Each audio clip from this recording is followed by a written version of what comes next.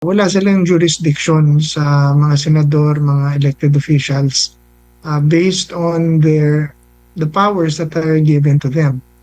So wala siyang magagawa on its own na that we all need or dinidemand ng tao ngayon.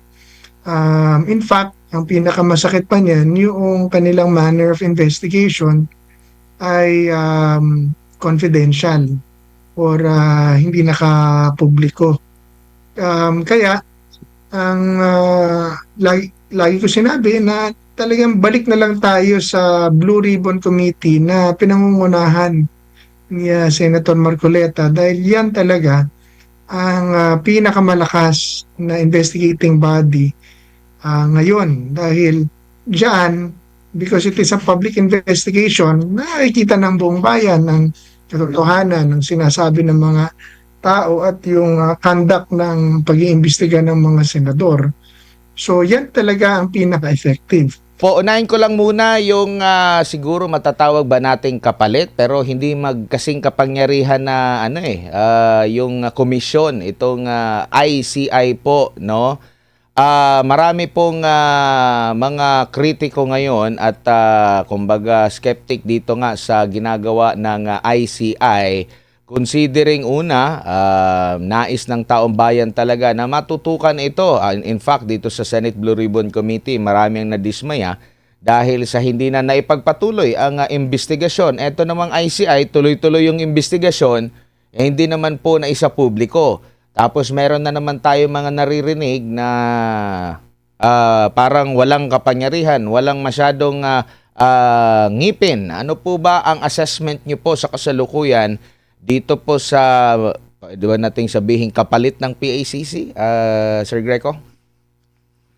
Well, una-una, malayo sa PACC yan. Specifically, ano lang siya, infrastructure. Corruption, hindi po infrastructure. Ang malalaki sa corruption is yung state capture, yung mga kontrata na hawak lang ng mga kumpanya na anong tawag po nito na hindi naman talaga infrastructure o bato. Pero pwede itong media, pwedeng communications, pwedeng technologies, pwedeng sa pera. So ICI is only limited doon sa infrastructure. Number 2 po, talaga nung I was waiting for the EO to come out to see kung anong meron. And it's really a very weak commission. Wala akong jurisdiction yan, walang power magpakulong, walang power magsuspende, at wala ho yung jurisdiction sa mga masterminds. In fact, yung pagpapatawag nila ng mga senador, courtesy lang yon ng mga senador.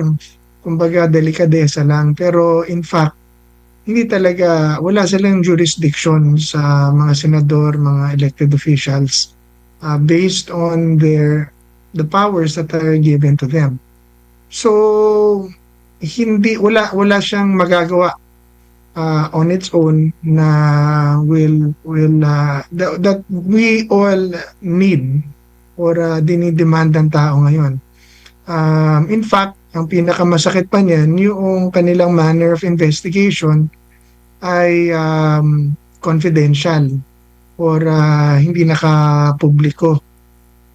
Kaya ang lagi ko sinabi na talagang balik na lang tayo sa Blue Ribbon Committee na pinangungunahan ni Senator Marcoleta dahil yan talaga ang pinakamalakas na investigating body ngayon dahil diyan, because it is a public investigation, nakikita ng buong bayan ng katotohanan ng sinasabi ng mga tao at yung conduct ng pag-iimbestiga ng mga senador. So yan talaga ang pinaka-effective. Thirdly, again, like PACC, recommending body lang po ang ICI. And sayang, maganda sana at magagaling yung mga inilagay na mga tao. Pero nakita natin na ang sinampahan lang nila si Congressman Zaldico. bakit binanggit na rin yung sila Congressman Martin Romualdez, binanggit na rin si President Marcos, ng district engineers, ng mga diskaya, ng mga kongresista mismo. At gaya ng, getting the words of Congressman Zaldico mismo, na yung budget nung ipasa nila, pinasa ng buong kongreso at tinaprubahan at tinimplement ng ehekutibo. So he cannot really be the mastermind and sole mastermind of all this. Lahat po sila damay dyan. Pero kita mo po, ang ICI, ang sinampahan lang, ay si Zaldico. So, kita mo, ang nangyayari, cover up. Parang ganun. Bakit hindi lahat? Ang bisa naman ng kanilang pagkakasampa kay Congressman Saldico ay yung Senate hearing investigation din. Kaya ho sila nakapagsampa ng kaso kaagad dahil ibinigay sa kanila ng Senado yung TSN, yung record ng Senado sa mga hearing na lumabas. At doon nga nabanggit si Congressman Zaldico. Pero kung kakasuhan nila si Congressman Zaldico, hindi naman nila pinatawag pa o hindi pa nila naimbestigahan. Kinasuhan nila on the basis of the Senate report. O bakit hindi nila isinama lahat? So baka kaya ang tao nagdududa dun sa mga sabi-sabi na ipang cover up lang ang ICI tapos para maprotektahan yung mga matataas na opisyal na ayaw nilang makasuhan at ang ikakalso o ang ibibigay Opo. ayun lamang mga may mga sacrificial ram. Yan, sila Zaldi, sila Bryce, sila ang pangalan nila, Alcantara, Vizcaya, na alam naman po natin na mayroon pinag-reportan. So, sa akin pong palagay, wag na natin pong asahan ang ICI. Yung mga inilagay nila po dyan, hindi naman natin kilala yan. Pero magaganda naman ang records niyan. Kaso lang, yung kapangyarihan at yung poder na ibinigay sa kanila, talagang limitado sila.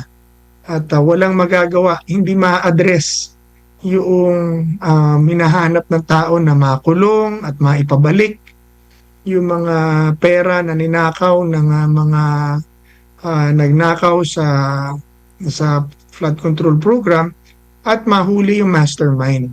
Yun po ang gusto natin dito. Gusto natin yung totoo. Yung sino nagkasala, yun talaga maparusahan. At kung ano yung nawala, ma-recover. Kung may marirecover pa.